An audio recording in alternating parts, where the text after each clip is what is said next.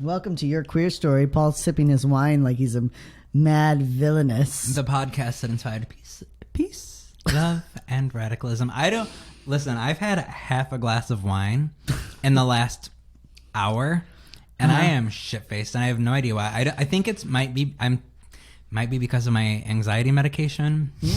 Good. This is great. I love this. So if you mix anxiety medication and wine, you feel insane, but it's a good feeling. And what's really good is if you do that while you're on lockdown at home and you can't go anywhere, just mix all those meds and alcohol together.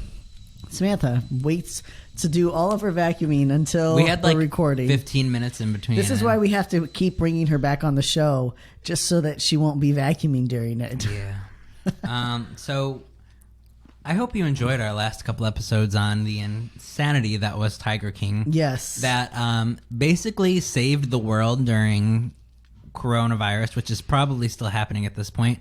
Evan and I, definitely happening. This is we're recording this early, but everything is shut down at least until the end of April. Yes, so we recorded as much content as we could.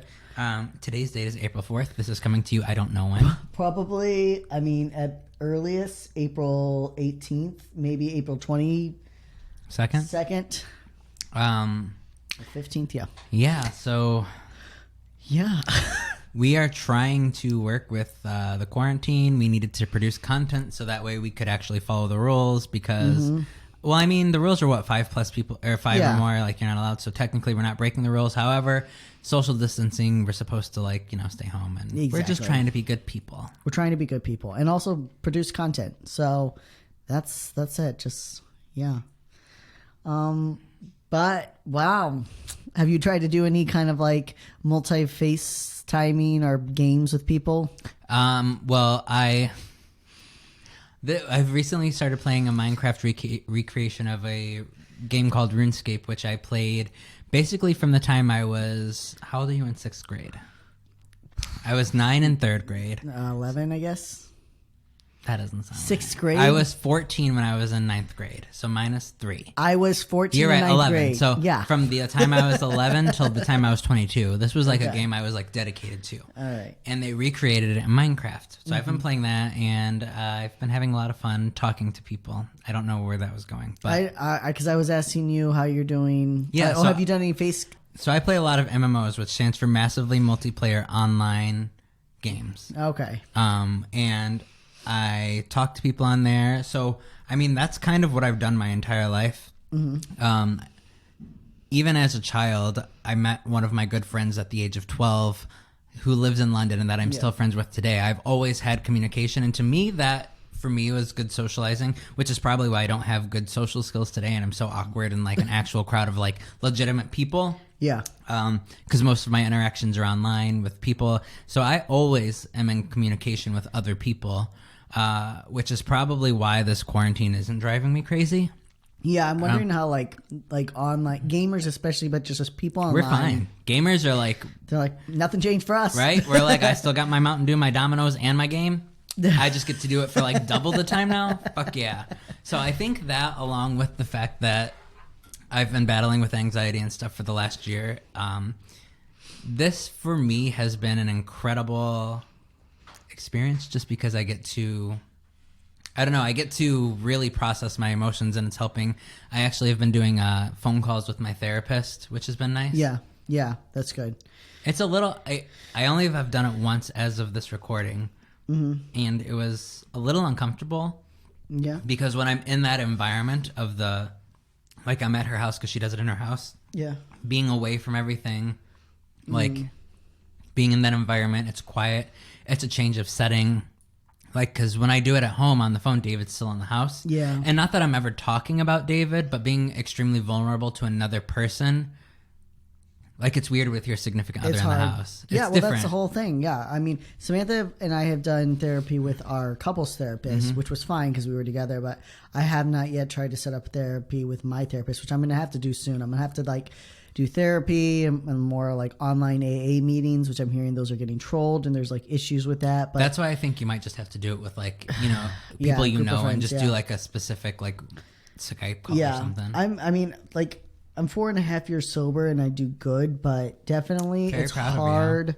Thank you. But it's hard, like, being bored and at home and, like, try not to be, like, I'm an introvert, so I love being home, but you just get frustrated. The fact that you can't do anything. Mm-hmm. Like, I saw something where they're like, it's like introverts when they, they can go anywhere they want, just sitting at home, and then introverts when they can't go anywhere, they're like going crazy. Yeah, that's the thing, because I saw something that was even like people who haven't exercised in the last 4 years, and it was just like the picture of basically like the Boston Marathon. Yeah. Yeah. And it's true because like when you have the opportunity to do a million things and you can choose not to do something, it's like, yeah, I made this decision. I'm going to sit at home. But when you're like, I literally can't leave my house, it's like, it's almost a little scary. It is. It starts to really get to you, and you wonder, like you start to go a little crazy. Like, okay, now, let's. I don't know. I don't know. So we'll all just be crazy by the end of this. As you can tell, we're like spiraling out of control, and we're it's already doing our Carol Baskin. We still now. have at least 26 days of this at the minimum. At the minimum, and I've heard it could go until September. So right. Hopefully, I get more Trump checks. We'll see what happens. Hopefully, or else, you know what? We do leave our house and we riot in the streets. And then everybody dies. So by the end of this, definitely we're going to be forming a riot. Yes. Because that's what's going to happen. What is it going to say? Oh, shit. It was something about... Oh, yeah, how Pride got canceled already in Rhode Island. I'm sure it's going to be... Everybody else is going to be following suit. Yeah. That's. I already had to cancel my vacation, which I actually was as the time, like today when we were recording, I was supposed to be on a flight to Costa Rica. Yeah. Now Pride's canceled. I feel bad for. There's a lot of people that like had their dream vacation planned for this year, and now they I had can't. a 10-day vacation in Costa Rica where we literally rented a house in the jungle. Oh shit! And I'm here. And he's here. Drinking cheap wine and eating butter cookies. So. But you know what? At the end of the day, we're going to get refunded all that money and we're getting a Trump check. I still have a job. I'm very fortunate. Yeah. So I'm not going to be hurting. And I can reschedule an even better vacation. Yeah. I'm really worried. I would say this as a word of caution to people, just as someone who knows history. We already have over 10 million people that have filed for unemployment. We have far over 1 million cases worldwide, and the death toll, just like staggering, is rising. So I'm going to tell you from when we had our last Great Depression in 1929, you need to, I'm not telling you to take a run on the bank. I'm just telling you to start saving some money at home. Like take some money out of your bank account and put it at home. But if you do that, is the dollar even going to be worth anything if it's out of your bank? I don't know. I'm not telling. If people do a run on the bank, that's when everything really crashes. But what I worry about is if everything crashes and you have no way to barter or trade. Like, what is your plan there if you have no money? Because what happens if everything crashes, you have no money to take out of the bank. You know what I'm saying? So that. Well, yeah. I mean, the only difference is, I think, compared to the Great Depression, is how everything is virtual right now. I really don't see the internet going down, and the internet is how all transactions are processed today. I could be foolish in this just because I have complete trust in the internet. Yeah. Is the internet foolproof? Who knows? Evan could be correct. I could be correct. I don't know. Only time will tell. It's very different. But even then, like money was still weighed in like gold bars. Like I have some Bitcoin on the side, so invest in Bitcoin. Just don't invest in Bitcoin today, but I have some. If shit gets fanned, maybe Bitcoin will be worth something. I just think you should make some like plans. Like don't if your plan is to get the Trump check and buy something stupid, don't do that. Please don't do that. My plan with the Trump check is to save it for my wedding. There you go. At least I'll have the money to save.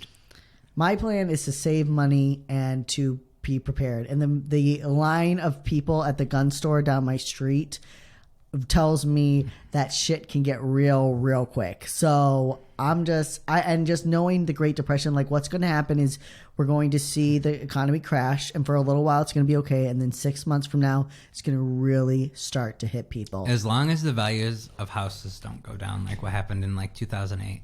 That's like the first thing that goes down, it's time Paul. to sell my house then. You can't sell your house. Nobody can buy a house right now. You're stuck. True. Lock it down. And be careful and be smart. Don't react and plan your plan now. So you're not reacting in a panic in another month or two from now. It's not scare tactics. That's just like, let's be practical. Let's come from this from a practical angle so that we're not all caught off guard and, you know. And this is the difference of somebody who grew up in the age of Armageddon versus somebody who grew up non-religious. Also, if you find any toilet paper, get toilet paper. Or just get a fucking bidet.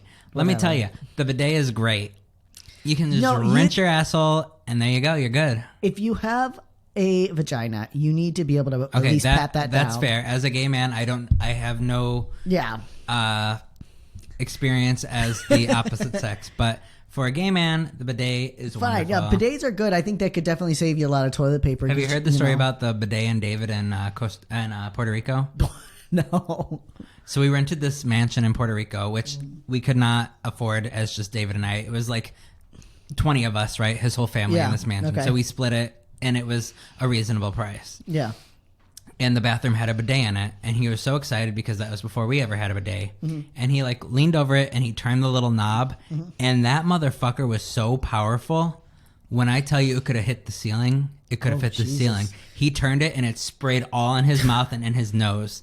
A random bidet in some mansion. I hope that thing was cleaned before we rented it. Who knows? Wow. Well, he's still here, so that's here. Okay. But, I mean, it was hilarious. It was a great sight. All right. Well, I guess we should get kind of on topic where it's going to be a mini-sode today. Maybe. If we stop talking. Yeah, who never knows. So make sure though that if you can review the podcast, subscribe and download it while you're listening around your house or wherever. Running, if you're out running, if they're still letting us run in the streets, download, review the podcast. Also, join us on Patreon for as little as $3. You get. I'm just gonna put this over there. For as little as $3, you get access to our exclusive, almost weekly series called Behind the Queens, where we discuss whatever the fuck we want to because nobody wants to give us suggestions. He's not bitter about it. But yeah, it's actually pretty great. We delve into our pasts, and a lot of people seem to like it. Evan also does a bi-weekly series, Coffee with Evan, where he discusses various topics. And an interview series is coming, as we've promising for a year. Actually, our first interview is going to be me and Paul, because I'm going to, for our next Behind the Queen / first interview is going to be me calling Paul on FaceTime, seeing if I can record it, and then you guys get whatever comes from that video. So good luck. So there, good luck. So, but all of that exclusive content for our Patreons, and we really do appreciate you guys, and thank you so much for continuing to support us and allowing us to help others. Without you, this podcast may not exist today, because you have funded our maintenance, our hosting expenses, and all of the various things that we've delved into. Things that we've donated to. Exactly. Without you, places. We would not be here. Exactly. We've been able to give back. We've been able to start the mentorship program, which is okay right now, but not much. But again, like if you need help, especially right now, if you're on lockdown with an unsupportive family and you're in a very conservative environment, reach out to us. Email us at yourqueerstory@gmail.com. If you want to do that, you can reach out to us on any of our social media sites, or you can reach out to us directly. You can reach me at EB and J Sandwich on either Twitter or Instagram, and you can reach me literally anywhere at the Paul Hobbs. So if you're worried about someone how did you even do that? I don't know how I did that. I just splashed water in my face. From a cup? Or from a... I don't know, Paul. I've never seen anything like that before in my entire life. Well, I'm sorry. Anyways, my point was, if you're worried about someone seeing you messaging a queer website, you can reach out to us directly. Yeah, and then we both go by just our names. Nobody, I mean, if you load our profile, you'll know we're queer, but like, you know, nobody would be concerned if they just saw, oh, you were on Twitter messaging somebody. Exactly. And then we can put you in touch with a mentor who has been trained to be very subtle and careful and not get you outed. But I know it can be very hard while you're on lockdown with unsupported family. I know a lot of LGBTQ people are going just nuts right now trying to keep it all together. So, but for all of our teachers and educators out there trying to beef up your programs for the rest of this year or for next year, whatever you're doing, if you're still being able to teach sex ed. Or for anybody who just wants to understand how to have a conversation with somebody in regards to LGBTQ sex. Exactly. So we're getting you tips on how to how to teach how to make your sex education LGBTQ friendly. So one of the biggest things that I see when in sex education, I know this because I've had to start working on sex education for our schools in Rhode Island. And one of the big things is that people do not use gender neutral terms, or they don't understand that not all bodies look the same. Right. Yeah. And that's a very fair point. Everybody is different. Yeah. So anybody who has, so like you're teaching sex, and it's also obviously in a very gendered way as well. So, you know, it's always presented as a guy and the girl. And then it's always, and then there'll be like one little line, or if you're two guys, but then it doesn't really talk about gay sex, so called. Right. Another thing is that it's often like you're not thinking about the fact that, first of all, there are some men that have vaginas, so you're not thinking about transgender men. You're not thinking about there's some women that have penises, and there's some people that have ambiguous genitals. So genitals look different. Every genital is different. With sex, I mean, in school up until like my last year of high school, I was taught abstinence, which really hindered me in ways and probably put me in danger in ways that could have been avoided. Yeah. Sex is different from person to person, and it's never going to be the same from person to person. And it should be taught that there's a variety, and there's everything different. And by teaching just very strictly, males have this, females have this, you're limiting people's knowledge, you're limiting their exposure, and you're limiting their experiences in life, as well as hurting various communities, because they're not getting the education and tools that they need to properly protect themselves and to enjoy sex and to do what they need to do and to understand what they need to do, or even how to pleasure themselves. Like, yeah, that's something that's important. Exactly. Yeah. They're not being taught, like you said, they're not being taught safe sex because they're only being taught one sex. And they're like, well, I don't have that sex. Is there something wrong with me? Am I weird? What is this? Like a side note that has to do with this, my sister, because my nephew just started kindergarten, and my sister was like, she sent me this note, and she's like, yeah, Mom always said that in kindergarten they start teaching kids about anal sex. And I just got this message from my school that's like, we do not talk about any kind of sexual reproduction until 5th grade. We do not talk about, like, they listed all the things that they do not talk about, which is like obvious. They're not teaching 5-year-olds how to have anal sex. But in my church and growing up, they taught us that. Like, they flat out, like, there was a sermon that our original leader, Jack Hiles, taught, where he said that high schoolers get naked and they walk around and they fill each other. And that's part of their sex education. Is that what you want your kids going to? And like, they would talk about the graphic imagery that they would show children of this very hardcore, like, porn, basically, that they were showing little kids, which isn't true. So it all goes back to that fear mongering. Yeah. So if you were raised in a conservative environment and you never went to a public school, I promise you, no one is going to teach your child about. I don't know how education is today, but up until like my senior year of high school, I was taught abstinence, and then I had like a health class in my senior year that basically was very general. You know, like we're gonna cover in the script like male and female, and if you have any questions, feel free to ask these questions. But there was no there was no LGBTQ information. It was very like male female reproduction and penetration, but very like only vaginal penetration. There was nothing other than like basically straight missionary sex. Exactly. And I think that even in the LGBTQ community, which we'll get to soon, like, people still think that there is only gay or lesbian. Like, there's penetration, it's sex, and if it's not penetration, then it's not sex. Right. But people are having so many different kinds of sex, and it's not penetration. But there's assumed there's just so much, like, I talked to several weeks ago because we addressed this email that we got, and I'm only bringing it up again because this person has emailed several times since then.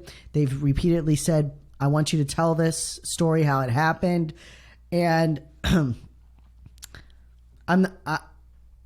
it's hard because I'm not trying to like give in to someone trying to pressure me to tell us how we should talk on our our website, or not our website, on our podcasts. But I also want to address this issue. So anyway, so this all started because a person emailed me and said that they had an experience with a transgender person. A trans woman reached out to this girl. This girl identified as a lesbian. She's cisgender. A trans woman reached out somehow in exchange. The trans woman wanted to date the cisgender woman. The woman said no because she didn't want to date someone with a penis. And the trans woman, according to the cisgender woman, the trans woman kind of went off and said, well, you're transphobic, which I think is an abuse of power. And we talked about that. Well, not abuse of power, but that's an abusive way to use the term transphobic.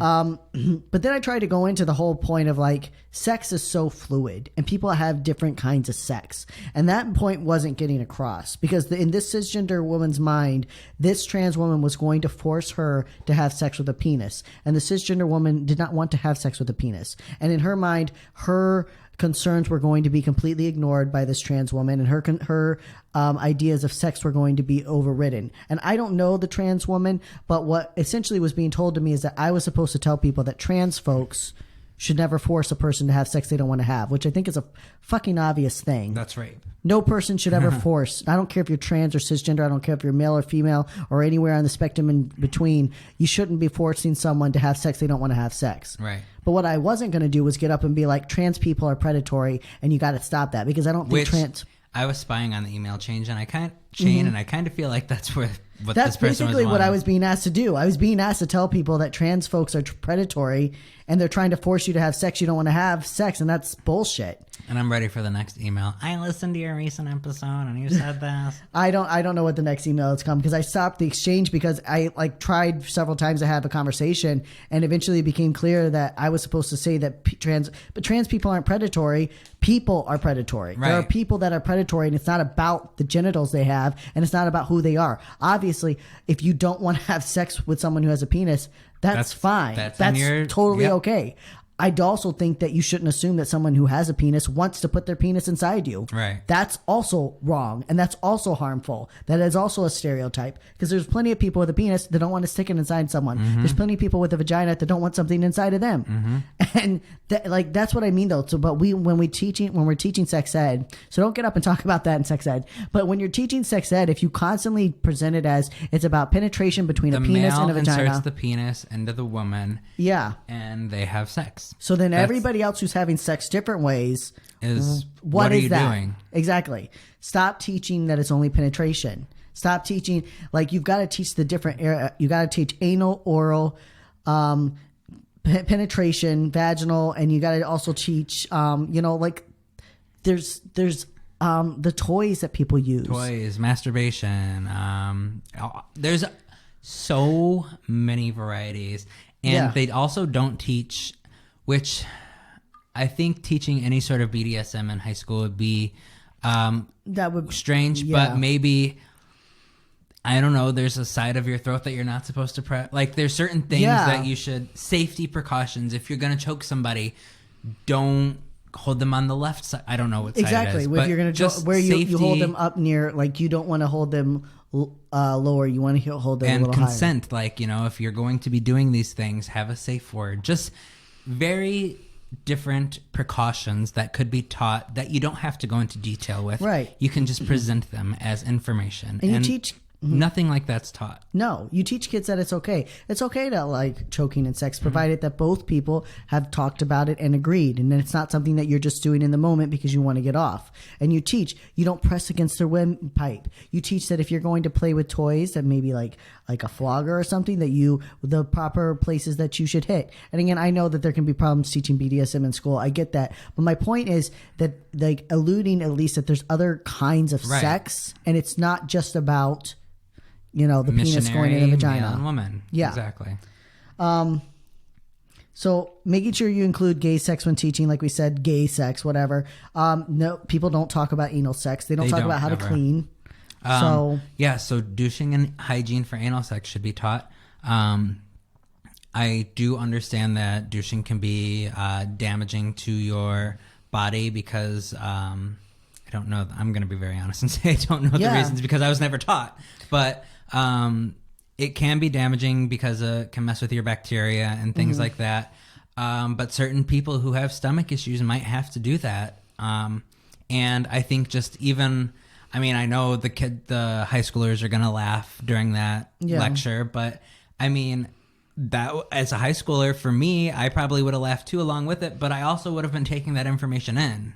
Now, you've seen the same thing for anal douching, because I've seen for vaginal douching it can be hard, but I've heard that it can like mess your bacteria up, and it can be same thing. Right. It can be harmful, and it probably is harmful. But as a gay man, if you have a bad stomach and you want to get fucked, you're gonna have to do it, unless you want to have shit everywhere, and not everybody wants to have shit everywhere. So then have cleaning, and teach them how to douche, and even teach them just to be. Kids are gonna laugh, right? They're gonna laugh on any part of the sex education, and I can understand, especially in the southern states and things like that, where maybe you're hesitant to teach things like that, but I would have very much appreciated that in high school, because it would have helped me. I wouldn't have had to go home and look for it in secret and try to figure out, okay, well, why in these porn is everything all clean, but sometimes when, sex is happening, things aren't always clean. Why are, like... And talk about that. Talk about how anal sex is not always clean. Talk about how things happen, and that's part of it, and it's okay, and that's natural. So that they're not completely blown away and embarrassed when something happens. Exactly.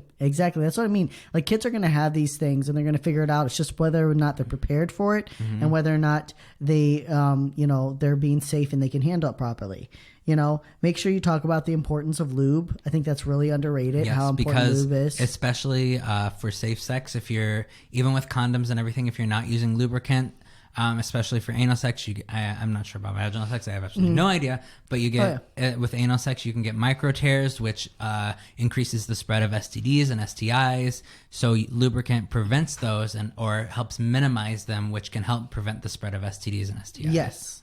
And I knew, and especially for in general, like lube is good. It makes vaginal sex better. Some people get more wet than others, and that's okay. But for trans men, especially if you're on testosterone, it's probably going to dry you up down there. And that's why if you like insertion, then you're going to want lube. There's also special lubricants that you can buy for transgender men now, because it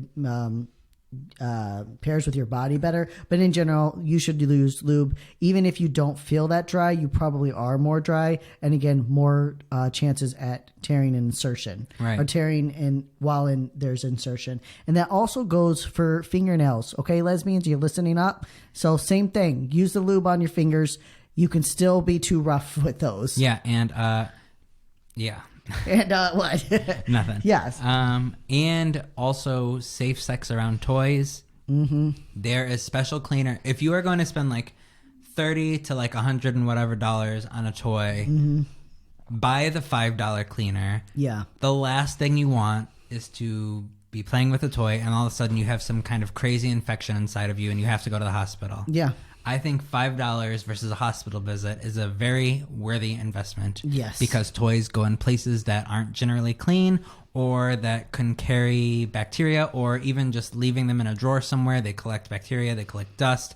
You want these things to be clean before they go inside of you. Yeah. And teach kids about toys. Like, they can have different toys, about dildos, about vibrators, about how much pleasure they lend. Make sure you add that, like, women are going to get turned on, or not women, I'm sorry, people with a vagina are going to get turned on in different ways, and how the clitoris is stimulating, because there's this thing where like men think that they should be able to provide all the pleasure. And that's so, I know that it's based off of ignorance, but it's also so arrogant, because you get to have your whole dick inserted in something and you get to feel the full pleasure. But if she wants a vibrator on her clit, suddenly you're not enough for her. Like, fuck off with that. You are getting all the pleasure in the world, and she's just trying to get the same pleasure you are. Or he or whoever has a clitoris is trying to get the same pleasure that you are. And see, there we go. Like, with gendered language, like how easy it is to be taught, and whenever we're teaching sex. So really making the effort to practice your presentation using they, them,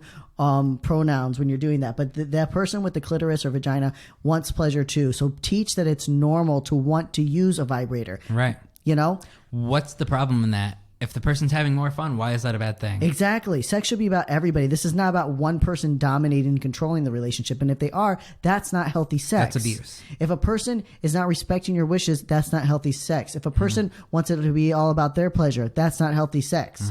What is healthy sex? And we only can teach healthy sex when we're teaching about all sex. Right. And also PrEP should be taught and encouraged for anybody who's going to be having sex that could lead to the spread of HIV. Do straight people take PrEP? I'm honestly not sure. It's been marketed to the gay community, but should straight people be taking it? I don't know. That's a good point. Teach PrEP. We don't know. Yeah, we know that there's PrEP. I mean, I think that anybody who's having sex with folks you don't know, I don't want to say strangers, but if you are hooking up with someone that you don't know, if this is not a regular partner for you, or if you have multiple partners, you should probably be taking PrEP because HIV can spread to anyone, not just to the gay community. And that's the next point. Get tested regularly for HIV, regardless of the type of sex you're having. If you're having insertion, if you're having penetration, if you're having any type of sexual contact where you're spreading bodily fluids, you should be getting tested regularly for HIV. And that's something that should be taught and potentially even provided at schools. There should be provided at schools. There should definitely be resources should be provided where people can get testing for HIV. You can get rapid HIV testing in most cities now. You can get it from Walgreens, CVS. Yeah, you can buy the kit yourself if you need to. If you are a sex worker, you need to be getting tested at least once a month minimum. If you are having sex with more than one person in a month, then you need to get tested every month. If you have the same partner, I honestly would still suggest you get tested every 6 months. Just do it. Unless, just because you don't know. If once you're settled down with someone, I don't get tested anymore. I haven't been with anyone else in a while. But, if you're just dating, you should still get tested fairly regularly because you just don't know. Hopefully they're being honest, but they might not. You never know. You never know. All right. The next thing, know your orientations. This is going to be helpful when you're talking about sex. Make sure that you stress that not everybody wants to have sex or that people may want to have sex, but they might not be as arousing or desirable for them. So asexual and aromantic people, teach about that and the dynamics of that. And teach what that it's an like. Actual thing and not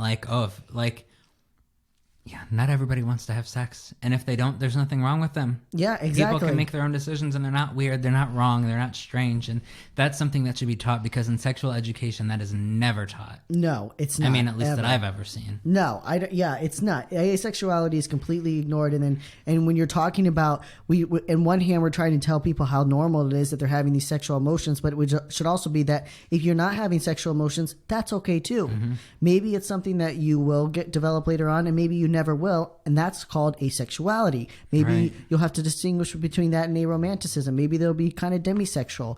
That's okay, but if you understand the orientations, then you can present that better to students or to people that you're teaching. And it should also be taught that bisexual and pansexual people exist because as we've talked that maybe gay sex will be brought up, as a very brief conversation, but straight sex is the main thing, but they're never taught hey, if you like both, there's nothing wrong with that. Yeah. If you want to have sex with either, hey, go ahead for you. That's a real thing. Exactly. And then, of course, we know there's straight, gay, and lesbian. Those are usually the ways that things are taught, if anything is taught with any kind of hint of LGBTQ.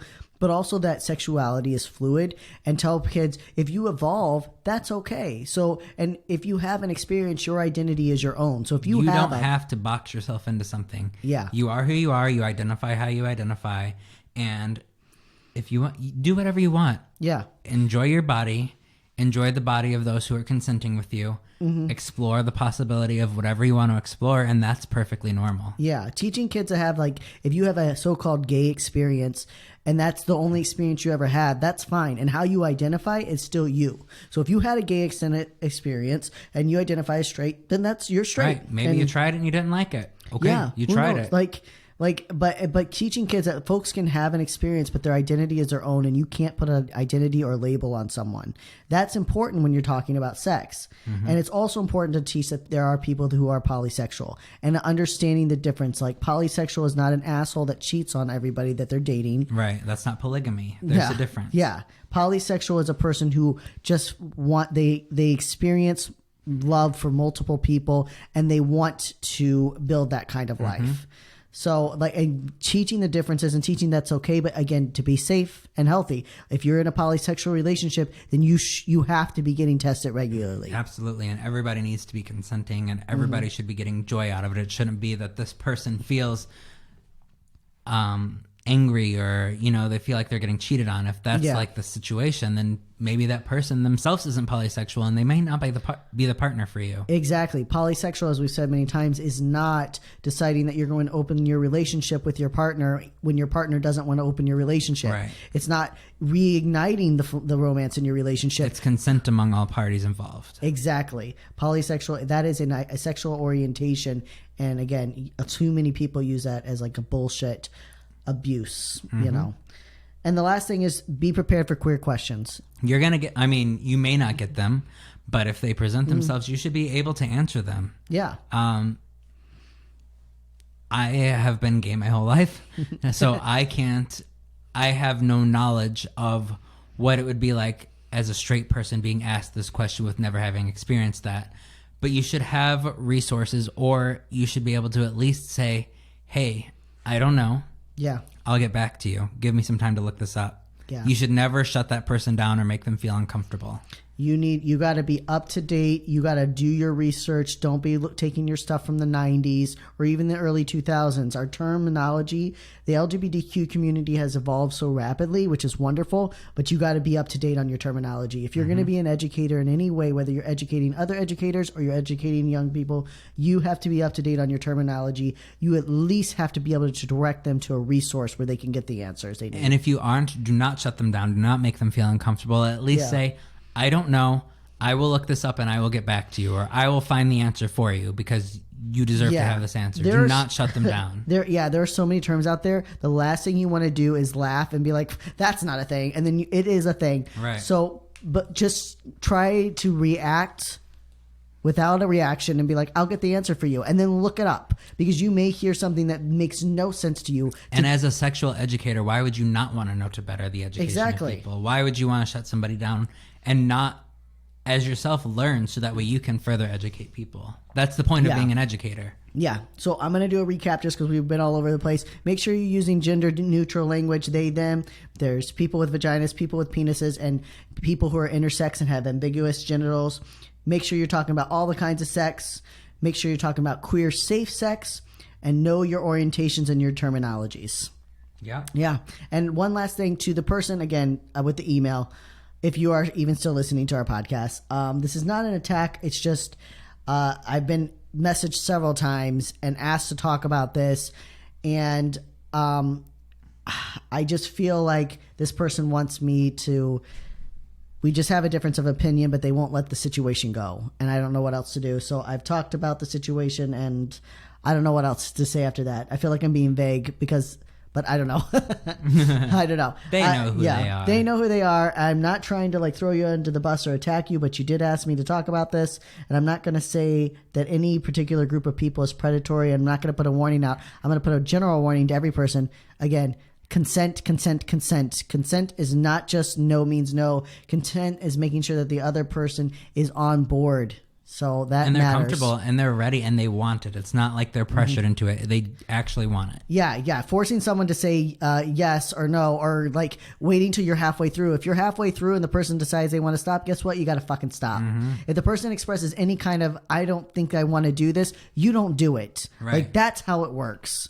But yeah. Oh, and also watch Big Mouth on Netflix. That's your recommended resource. And Sex Ed. And Sex Ed. Both of them are fantastic. Those are incredible. Netflix, binge watch it. Big Mouth and Sex Ed. Those are fantastic for sex education, and they're funny. And yeah. Stay queer. Don't get a lobotomy. We love you, our little allied hookers. And a little succulent sapphis. And our proud homocrats. And have yourself a sodomy circus. Or don't. Bye.